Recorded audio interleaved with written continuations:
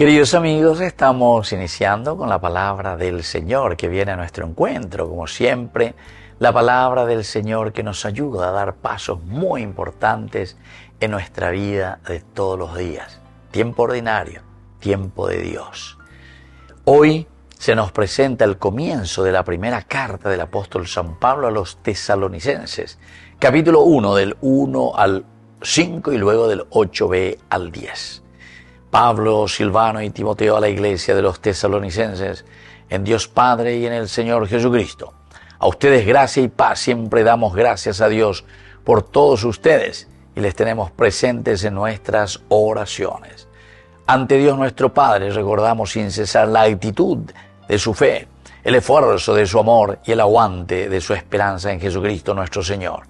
Bien sabemos, hermanos amados de Dios, que Él les ha elegido y que cuando se proclamó el Evangelio entre ustedes, no hubo solo palabras, sino además fuerza del Espíritu Santo y convicción profunda.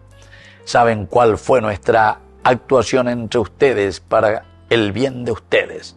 Su fe en Dios había corrido de boca en boca, de modo que nosotros no teníamos necesidad de explicar nada, ya que ellos mismos cuentan los detalles de la acogida que nos hicieron, cómo abandonando los ídolos, volvieron a Dios para servir al Dios vivo y verdadero. Qué lindo, queridos hermanos.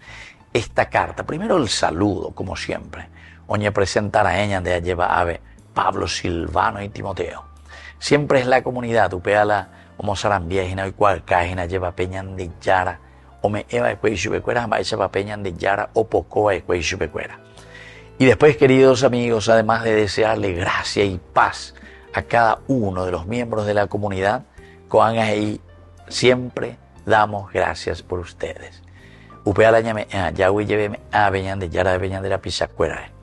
Pero esto también nos lleva y nos hace entender, Yahweh lleve eno Beñan de Yara Beñan de la Pisacuera, quiere decir que estamos en buen camino. Quiere decir que ya poponaina las cosas opear la yeye popetea ya Yahweh lleve porque pehendú Beñan de Yara ape ya pojina Beñan de Yara oyerurea bm. Y por eso dice, bien sabemos, amados de Dios, que Él les ha elegido. Y cuando se proclamó el Evangelio entre ustedes, no hubo solo palabras, sino además,